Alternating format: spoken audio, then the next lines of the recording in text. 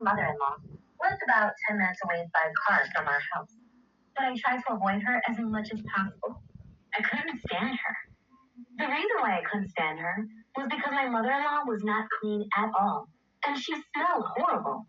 To be honest, I would never want to speak about my husband's mother in this way. However, my mother-in-law's uncleanliness was so terrible. To begin with, she would easily go over 10 days without taking a single shower. Of course, there would be times that we would have to go over to Jonathan's mother's house, but as soon as you opened the door, the smell was already overwhelmingly terrible. It was a common thing that she would always have dirty dishes piled up in the kitchen sink, and she also didn't do laundry often at all. However, that wasn't the worst part about it. The biggest root of the problem behind my mother-in-law's smelliness was actually the smell of urine. I always knew that my mother-in-law smelled terrible, but in the beginning, I couldn't figure out what on earth the smell was coming from. I had already confirmed that she wasn't taking a bath or a shower regularly, but it wasn't until a little bit later that I would find out. One day, I found out that when my mother-in-law went to use the toilet, even when she was going for a quick one, there were times that she wouldn't wipe. And in that situation, she wouldn't bathe for more than 10 days. And on top of that, she was letting her dirty laundry pile up. In that scenario, of course the smell was going to become worse and worse. And that's why I truly couldn't stand to go over to my mother-in-law's house and avoided it as much as possible. However, perhaps my husband was already used to it, and it didn't bother him as much. So there were times that he would invite me to go over to his mother's house to have dinner. But to eat anything in the midst of that smell made me want to throw up just thinking about it. On top of that, my mother-in-law didn't have any tableside manners at all. And whenever she would eat, she would smack her food, and I could hear it from across the table.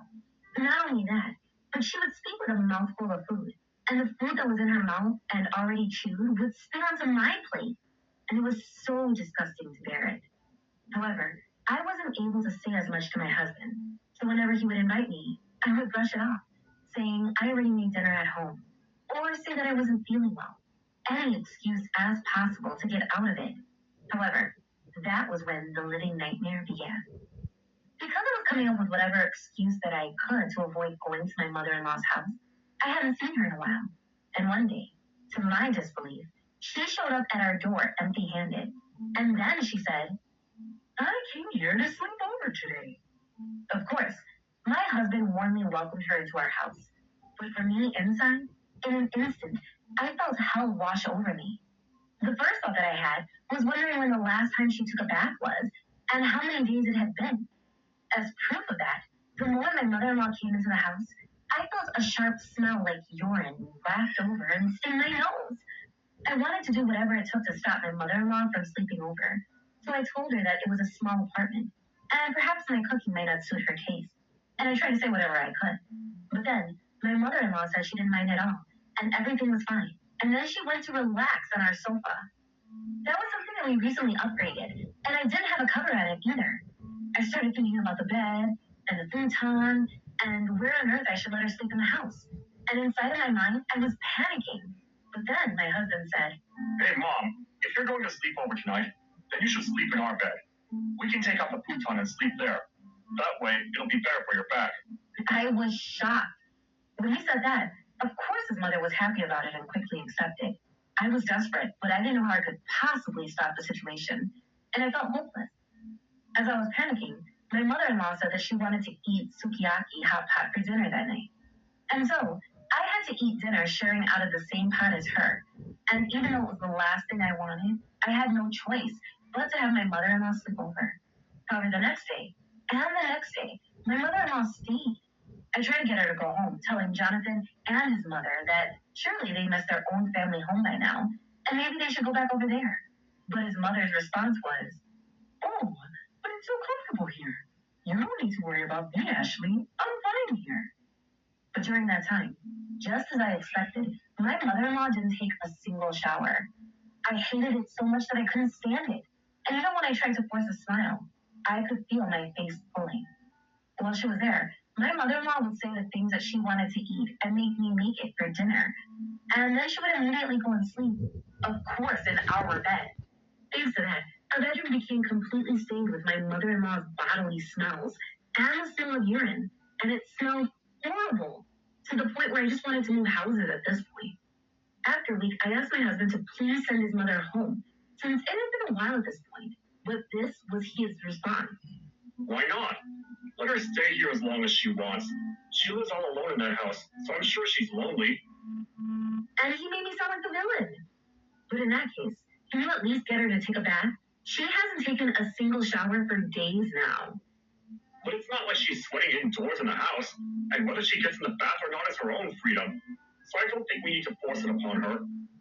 And my husband was completely useless.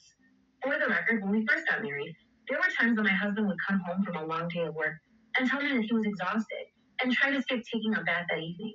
But there was no way that I was going to let that happen. So I would make him get up from the couch and make sure that he took a shower before getting into the bed. So my husband was bathing. But then, after a whole week passed by of my mother-in-law being there, one day, one of my neighbors happened to come by to drop off a souvenir from her recent vacation. As soon as I opened the door for her, you don't have kids, do you? Doesn't it kind of smell like dirty diapers? Or a little bit like pee-pee? Are you looking after a young child right now? She asked me so directly, and I was so embarrassed that I felt like fire was going to erupt from my face. But then my mother-in-law noticed that there was a visitor, and she came out from the house to greet her. She introduced herself and thanked my neighbor for coming over to the house. But at that moment, the front door was overwhelmed with the smell of urine that it was so obvious. And it seemed that my neighbor understood the reason behind the smell, and she quickly greeted us and ran out of the house. I couldn't hold it in anymore, and even though I knew it was a delicate problem, I had to confront my husband about it. Can you please do something about your mother? Either make her go home, or please just have her clean her body a little bit more properly. Do you seriously not notice that your mom reeks of the smell of urine? She hasn't taken a bath in days, nor has she changed her underwear. And in that situation, she said herself that sometimes when she's done the deed, it's a chore to wipe, so she just leaves it. It doesn't bother me that much. Don't you think you're being too sensitive? How can you say that about my mom? That's terrible. Don't you realize that the neighbor just came over, also ran out from the front door from your mom's smell? But it's not like you have any proof that my mom is the reason behind that. You're being rude. Even though I finally built up the courage to talk about it, my husband refused to lend an ear to anything that I was saying. On top of that night I overheard the most outrageous conversation between the two of them. At that time, I just got out of the bath, and as I was heading back to the living room, I heard my mother-in-law and my husband speaking. To my disbelief, my mother-in-law was saying that even if she went home, she would be there all by herself, so she wanted to move in and live here with us. And in response, my husband said that he would also feel a lot better if she lived with us, instead of living by herself and worrying about her all the time. So he said that that would be better and agreed to letting her move in. Of course, my mother-in-law was thrilled. If she stays here, she can eat delicious meals for free. And because I was taking care of all of the household duties, she said that it was a win-win situation for her. But this house was also my house. And I couldn't believe that my husband was deciding that we were going to live with my mother-in-law without even consulting me first about it. I was so devastated, and the next day I ran out of the house. And then, I was already fed up that my husband refused to listen to me at all. But I lost hope when he chose to let his mother move in without consulting me at all. I couldn't take it anymore. And I told him that I was going to get a divorce. And I even sent him the signed divorce papers. But then, my husband and his mom were furious. They said that they couldn't understand why living with my mother-in-law had to result in a divorce. And they started telling all of their relatives about it. And the relatives then came after me. To my parents, I told them the truth. That my mother-in-law smelled so terrible that I was no longer able to stand it. But they also looked concerned, asking me why I was getting a divorce over something so small. That's why I had my family and Jonathan's family all gathered together at my house and mother-in-law's house. Of course, that was after informing them that I had every intention of getting the divorce. As for my husband and his mother, they simply refused to accept it. First, we had his relatives and my parents come over to my house. As soon as they arrived, everybody seemed to notice the smell whenever my mother-in-law was nearby, and their faces looked disgusted. And even though I didn't want to have to say it, I explained the sequence of events that led me to wanting the divorce. How my mother-in-law refuses to take a bath for days, and how she doesn't wipe after she goes to the toilet. How I spoke to my husband to please do something about it, and how he refused to listen whatsoever. And then, in that situation, being told that she was going to live with us, and I thought it was going to be impossible for me to be able to look after her, especially as she gets older. I told them everything. On top of that, after I spoke to them, I also took them over to my mother-in-law's house. But as soon as we opened the door, the horrible smell was overwhelming throughout the house.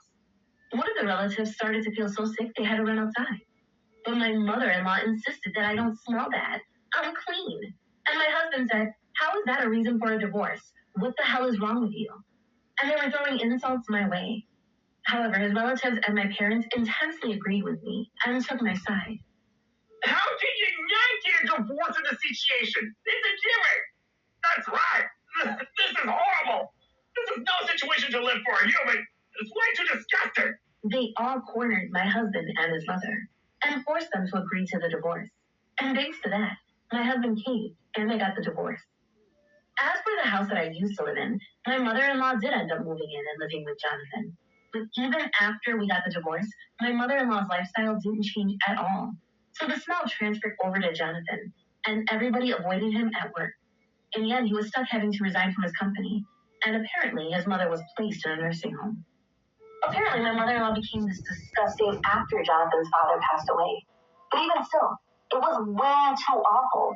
And there must be something wrong with my ex-husband's nose that he didn't notice it at all. But anyway, I'm just really glad that I was finally freed of that horribly smelly life.